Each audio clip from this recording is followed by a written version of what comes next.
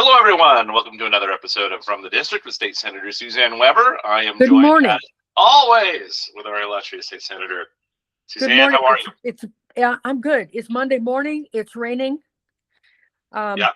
I You mean, didn't my get big drowned? news was that something came in and ate my zucchini plants, and so I've planted them again because there were no more starts left at Fred Meyer's. Now, can you imagine someone wanting zucchini to grow? I mean, come on, what's wrong with me? Well, I mean, it's mostly just bread delivery. Right? It is another way to get sugar in your mouth. Exactly. You know, I saw I don't look at Facebook very often, but I was glancing at it because I was stuck in an airport, which I just am too much these days. And somebody had asked how they'll know if the June Dairy Parade was going to be canceled because of the weather. And I felt very bad for that person because they were ratioed at a cruel level. We don't cancel things because of rain. No, we wouldn't do much. No, we wouldn't do much. And here was, it was a great day. I mean, we had interludes with no rain, Yes. but Courtney came down to ride with me, and it was great because Courtney Banks. People know who you're talking about. Courtney Banks came down to ride with me, and it was one of those times when my car decided to fail me. By that, I mean the top wouldn't go down. I mean, I'm sure the car got out there in the rain and said, hell no, I'm not going down. Not for the best. It's probably for the best. It was for the best. So anyway, but you know what was really encouraging was seeing all the people out there. I mean, I think there were fewer people out there, and people were saying, oh, I didn't go because I wasn't going to get rained on. Well, they're fair weather parade viewers. That's the kids were out there. But I will tell you this. After Martin and I did our walk then, which was basically just about the parade route through town, I will tell you that the least favorite candy thrown is Tootsie Rolls. Because there are more dead Tootsie Rolls on the street right now than anything else. Now, my kids will tell you that is my favorite candy. And so anytime they get Tootsie Rolls, they know because they don't really like them. Yeah. Or they do like them and they're just really sweet, which could be too. And they always bring them to me. So that's just an abomination that they would let those delicious things languish like that. But it's funny, they're in the bushes, they're in the street, they're on the sidewalks. Yeah. Well, of course, the parade went on a rain or shine. You know, I used to live on the parade route, and I remember one year when it had to be very close to 100 degrees, and we had air conditioning. So we had people coming into our house that I don't think we actually even knew just to cool off. Yes. And Rebecca had the hose that she was just spraying people in the parade with the hose to cool them off. It was so hot. Quite honestly, I would rather have rain than that. Oh yes. Because it's just miserable. You can't do anything about it. People put up their little canopy things and stand under there, and it was good to see, all the relatives that I don't get to see on a regular basis. Right. Because they all, are on 3rd Street there, and it was good. Good. Well, I'm glad to hear it. It's always it is always fun. We got a few topics to talk about. We are in the off season between legislative sessions, so we don't have a whole lot of that to talk about. And of course, you're not running again, so we don't have future legislation really to talk about. But we did have legislative days, and so yes, we did. For those folks who don't know about legislative days, every, I believe, 4 times a year. Yeah, the legislature comes together for committee meetings, some educational information. For the Senate, you are often called upon to confirm the governor's appointments. Yes. So there's still business to be done, even if the legislature isn't technically in session. So we are recording this on June 29th. So about 2 weeks ago, you had legislative days. How did it go? What were some of the highlights? Well, some of the highlights were Yes, we got to confirm the governor's committees, and two of the people were from Tillamook. Oh, very good. Aaron Scar for DLCD, and Mary Faith Bell for Dogami. Yeah. But I will tell you that there is a lot of well, there's sort of drama around these appointments because people don't know how these people got appointed to these things. There's not a real clear process. In the past, evidently, there was a really clear process for this. And it's kind of a surprise now. And a lot of people are not happy with that because they would like to know how people get appointed to these possible committee positions and what the vetting process is. And, letting us as legislators know in advance who these people are. I can tell you that besides knowing Aaron and knowing Mary Faith and knowing that they will do a wonderful job, there's only one other appointee that approached me that was, concerned with being confirmed.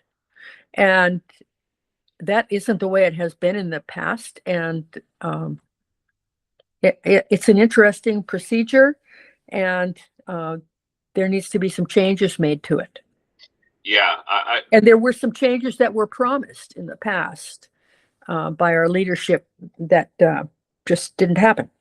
And it doesn't have to be a very difficult, complicated process. I have been on boards in other states before, and I think in both of them that I have been on, the governor's office has a form that you fill out. Yes. You turn it in with a list of committees that you would like to be considered for, and then the governor appoints you or doesn't appoint you. And right. the list of material that you submitted to the governor's office is then given to the legislature, the Senate, to approve you. To know who these people are and exactly. Who is going to be representing you. I mean, you have that opportunity when people run for office, but you don't have an opportunity to know these people and know what they can contribute to the committee. Right. And that is, a difficult thing for a lot of people to wrap their heads around. My point certainly being, it would be very easy to rectify the situation. It's so simple. Yes. So, my only, you want to be open and above board in everything you do, especially when you're in government. Right. And especially when you have unelected appointees making decisions that affect people's lives. It's good that those who confirm those appointees, at least the Senate has some information about them. If not, make it public, and the process isn't public, at least the Senate should have some information about who these folks are, because you really don't know. Maybe they're great. Maybe they're the best they could get. Maybe they're an absolute dumpster fire that you don't want anywhere near decision making. You don't have any way to really know. Right. And it's not like, quite often, it's not like you get like 5 names. You get like 6 pages of 6-point font names who you're appointing, and it would take quite a while to even do just a cursory Google search on these people. Right. And that's not really going to give you more than maybe a LinkedIn profile. No, that's right. Additionally, we had committee meetings. Now, I'm on the Joint Conduct Committee. Oh, yeah, that's fun. Yeah, it's where everybody complains about everybody else.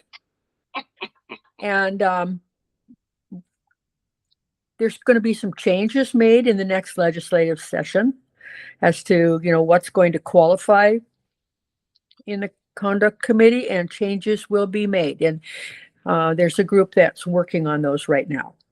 Well, that'll be interesting to see, because what we've all seen is those complaints are often have been weaponized.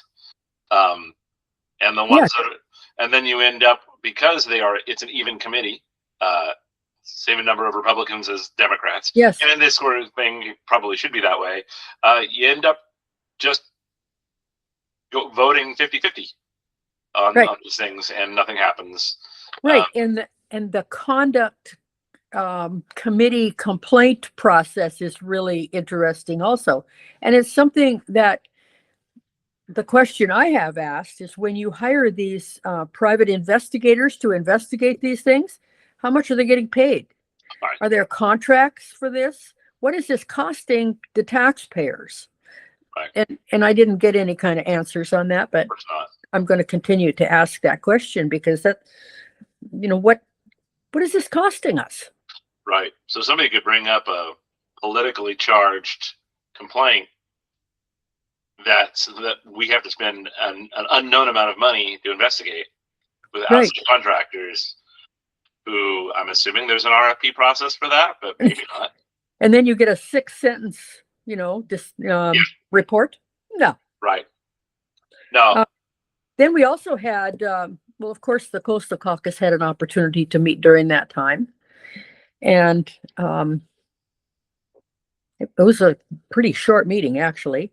The Water Caucus got to meet. I didn't get to attend that this time because there are a lot of issues regarding water in the state right now, and drought and dams and things like that. And then Senate Transportation met. And then the Joint Transportation Oversight Committee met. And that was a very lengthy meeting, because it really uncovered some really interesting opinions and facts that people have on the problems within ODOT and why everything is costing so much money, and what are we going to do about it. We heard from the asphalt people about how much money is needed to continue, to work on our roads, and we don't have it. We don't have a way to get it. The fact that there are no projects that are going to go forward, other than the projects that are still on the books from 2017. And the number of consultants. And the number of consultants that are hired for these projects from outside of ODOT to be able to get some of these things done. There's one project that's got over 300 consultants on it. Oh. Now, consultants are not our federal wage earners, and they require more money, and that's what drives these projects up. Right. So they're not done. The longer they take, the more expensive everything gets. The more expensive the project gets.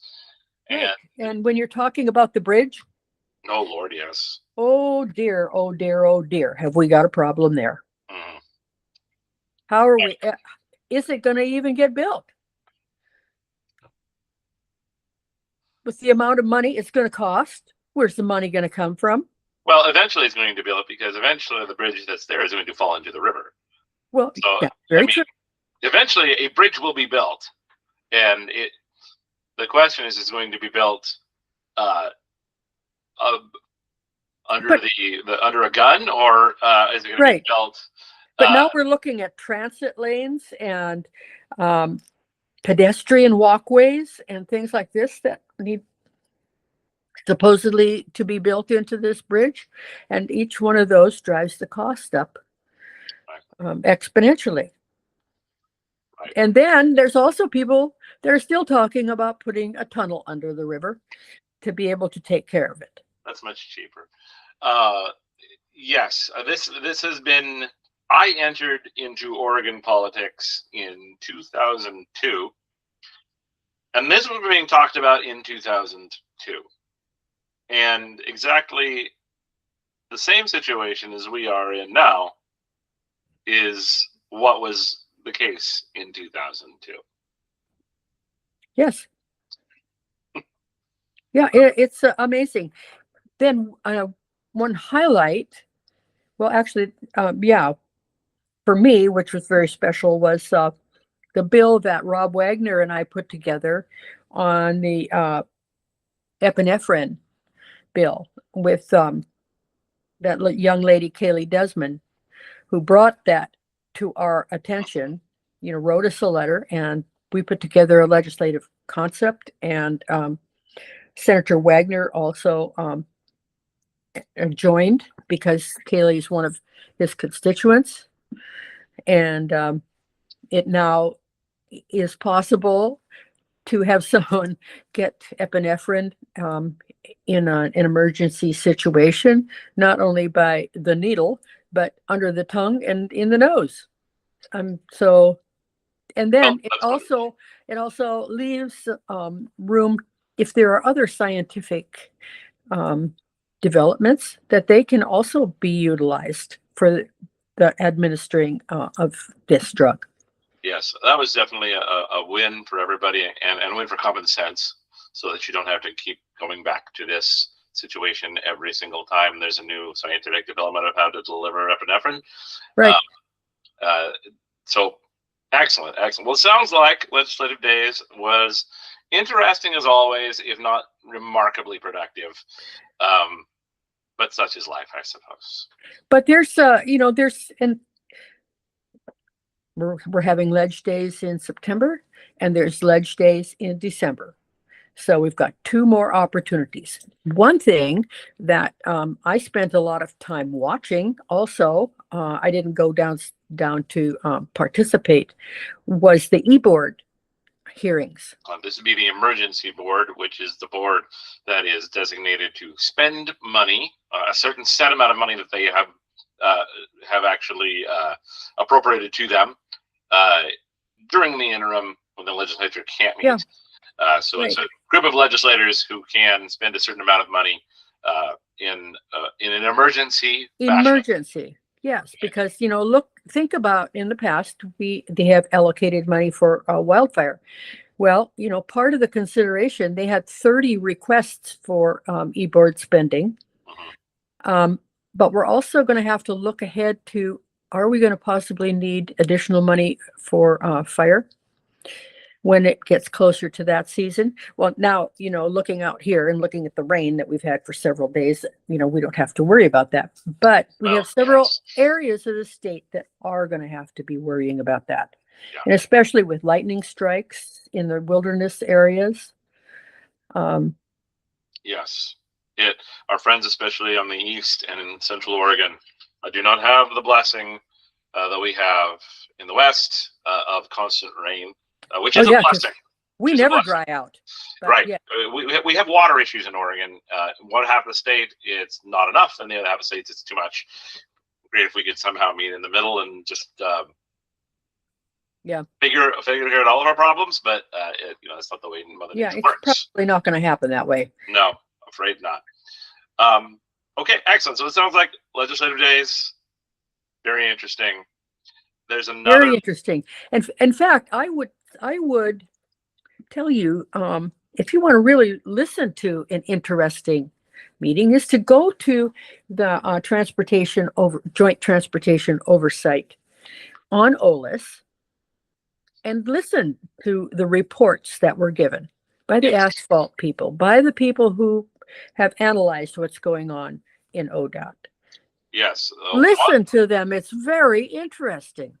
One very interesting thing that you can do, the great thing about OLIS, which is olis.oregonlegislature.gov, that'll take you to a website where you can actually go to the committees. Right. There's a bunch of drop downs. You can go to the committees. So you can go to transportation, or if you go to the joint tab, it'll take you to transportation oversight. You can click that and it'll show you on the right where it says meetings, the last meeting, certain number of meetings, and you can actually watch recordings of them. You do not necessarily have to watch them live. Right. So they're all there. And those meetings on transportation took place on the 16th. And that one was at 5:30 in the afternoon, and went till 8 o'clock. So you've got a couple, 2.5, 3 hours to spend, and you want to go through it, and the great thing about it, watching it recorded, is you can fast forward through some parts, which I always appreciated when I was. We don't really have many of them anymore. I don't have to watch committee meetings as much anymore, but the recordings were always very, very useful. Okay, Yeah. let's come back closer to home now. We've got to talk about some things that are closer to home. One that is very important to your constituents in Tillamook is a situation around Hangar B. Yes. Hangar B, for those folks who maybe aren't around Tillamook, there were two blimp hangars that were built during World War II, Hangar A and Hangar B. Hangar A was destroyed in a fire in the 1990s. But Hangar B has existed. It is a very large historic structure that, although is historic, was not built to last more than probably about 10 years. Right. And you got to realize it is a wooden structure. Yes. And it's got a metal skin on it, and it's got asbestos in it. Yes. And so it's got, it also has holes in it right now, and that's it's got a hole fundamental issue. I think one of the, like, a lot of us who are in our 40s and younger remember it mostly being the house of the Tillamook Air Museum. Yes. And so there's not only the history around the building, but what it has contained for the last number of decades. Yes. Yes, it had a fine collection of old airplanes, and it had a great playground area for kids when their parents were coming. My little boy loved it. I think we often went there. We had a family membership, and when he was little, we would often go every week to play in the play area, but also to see the trains and see the planes and all that stuff. But it was also in it right now because of a storm. So the port. It's also a storage area, though. Yes, you're right. For RVs and boats, and it was also Stimson used it for lumber. Right. And let me tell you, we've had graduations there. We've had huge celebrations there. It's been a part. It's been a part of the fabric of Tillamook County, and a lot of people came to visit the museum, especially. Right, but it has a hole in it right now because of a storm, and it is not one of those things that you just call a roofer and say, "Hey, I have a hole, I need patched." This is a tens of millions of dollar problem, and unfortunately, tens of millions of dollars the port doesn't really have. Right. So where are we at? Well, right now I have a request from Michelle Bradley to meet this week to talk about, what we can possibly do. I mean, are we going to look at a legislative concept? Are we going to go to the e-board? Are we going to meet the requirements of what would be necessary for the e-board? I don't think that the e-board could allot the total amount of money that would be needed to remedy this situation. However, is that a possibility? We have groups within the community who are working to raise money. There's a GoFundMe, but a GoFundMe from a small community like we have,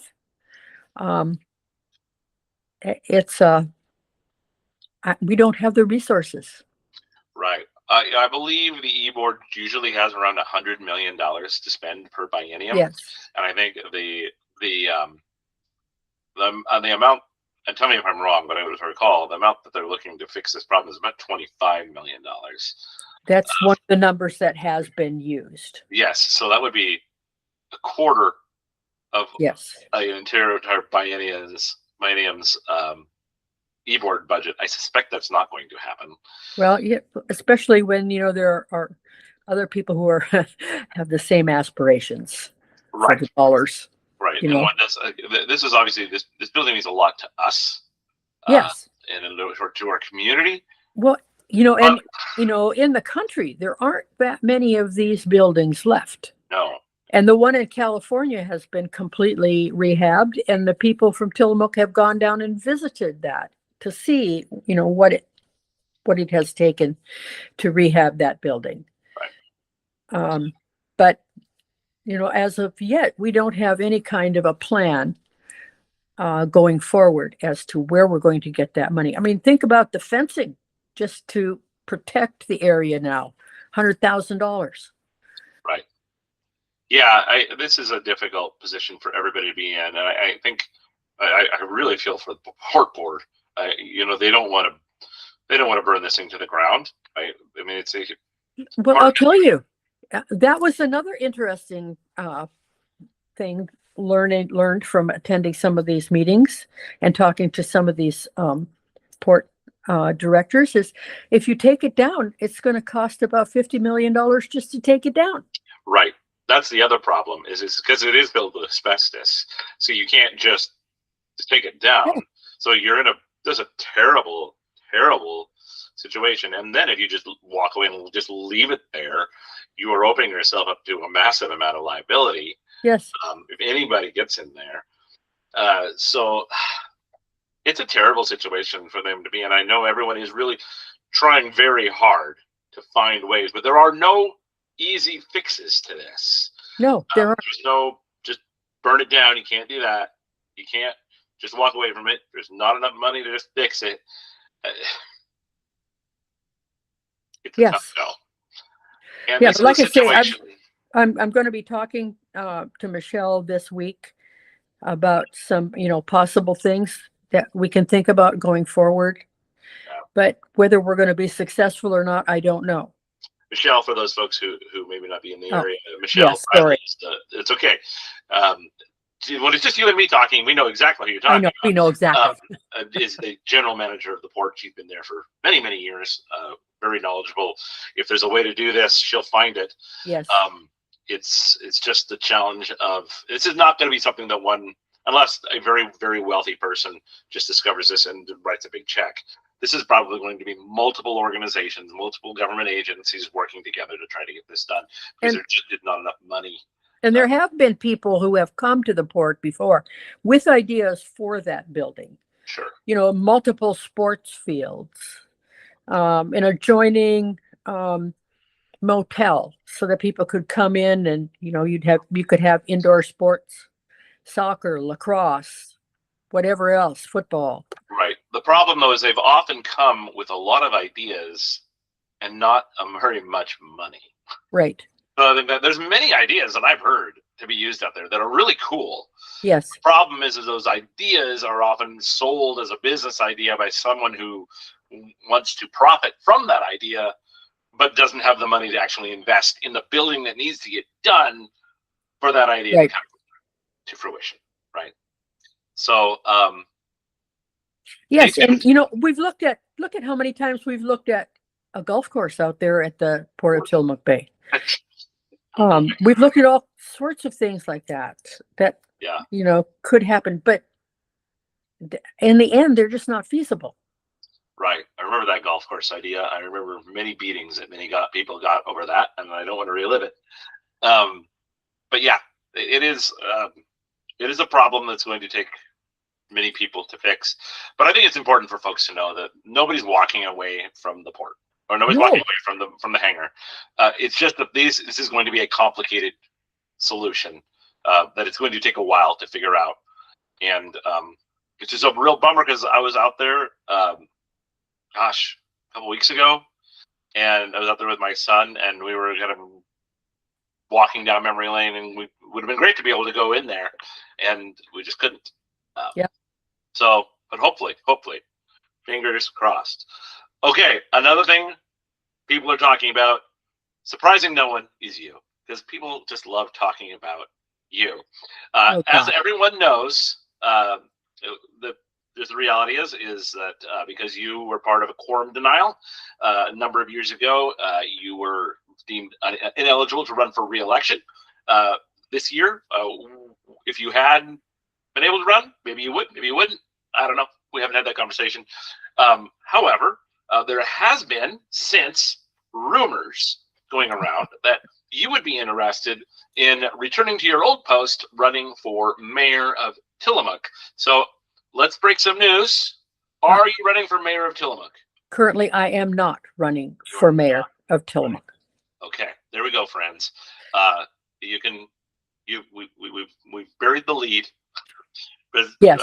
Senator over not running for mayor of Tillamook. What are you going to do? Do you know yet? I don't know. My options are open. That's fair. We'll see. I mean, you have put in nigh on 30 years of elected office. Yeah. So a lot of people would just, hang it up. But you're not a lot of people, so I understand if that's not something you'd want to do. And you know me well enough to know that I just can't sit. You cannot. No. That is very, very true. So I suspect that whether you are in an elected office, an appointed office, this or that, who knows? Yes, and I have something. been working. I have been working with the group that is very concerned about what happens in family courts. Yes, you have. You've been very active. I've been active in that. Remember, I went back to Washington, D.C. to speak at a conference on it. It's something that, for our children's future, I feel it is important to keep that on the forefront as to what we're doing to our children as a result of decisions that are made in the courts. Yeah, a lot of decisions are made for kids, talking about their well-being without actually talking to them, which Right. I think is a big kind of the overarching problem Right. that you discuss. But yeah, well, yeah, I talk to fathers who haven't seen their kids in 3 or 4 years. Yeah. I talk to mothers who had custody and then because of some fluke lost custody, and then the father moves the kids all the way across country and she can't see them. Right. And the other thing is, we're also looking at what's happening with youth suicides as a result of a lot of these decisions that are made in the courts. So all of this to say, though you're not necessarily running for mayor, there is much to do, and There's a lot to do. You'll still be very active. So, yes, however, I'm still going to be working with my friends, cooking at the county fair for the fair boards and the parimutuel and the doghouse and all of those folks, because I really love doing that. Yes, that will be just a little over 5 short weeks away until the county fair. Best fair in the world. With due respect to our friends in Clatsop, Washington, and Multnomah counties. And I worked very hard on getting that $1 million for our fair. Also, especially regarding horse racing and continuing horse racing. Yes, definitely a major part of the Tillamook County Fair. Going to spend a little money on the ponies. So, all right, Senator. Yes. Our time is up. Yeah. What else do you have? There's about 4 other things we could have talked about. And what I want to tell people is start looking at, and I'm not going to get into this right here, right now, because we can do it later because there may be resulting decisions. Start looking into what's going on with the BPA and the fish boxes. Yes. Coastal Caucus is working on that. Coastal Caucus is working on several other issues. I think another big leader on this topic is Commissioner Courtney Bangs, who's running for your seat, running for the Senate. She has been very active in this. If you want to know what's going on in this particular issue, really encourage you to follow Commissioner Bangs on Facebook. She has been really leading a charge to deal with, long and short of it, the BPA has proposed to cut funding for fish boxes, and that is where a lot of fish come. In our area. So just major worries about that. But Commissioner Bangs is definitely on the case. And the Coastal Caucus is working on that. Yes. I know we have letters that will be coming out, but do be watching that. That is an important thing. Pay attention to that. Pay attention to our fish, please. Yes. More on that hopefully in our next meeting when more is settled. There was not a lot of answers on that. To talk about at this point, but hopefully in a month when we get together again, we'll be able to report some good news. Anything else, Senator, before we wrap it up? No, I'm going to go out and continue to enjoy parades. We've got Clover's Day. We've got Dory Days. We've got the Warrenton on the 4th of July, which I love that parade. Oh, it's a great parade. Yes. That's a great parade. All right. Well, all right. Thank you, Adam. My pleasure. Make sure you look for Senator at those parades. Make sure you look for her at the fairs, because I know this part is one of her favorite things to do in this trip. Yeah, it is. Absolutely. All right, Senator. All right. Thank you, Adam. Always a pleasure. All right. We'll catch you next time, everybody.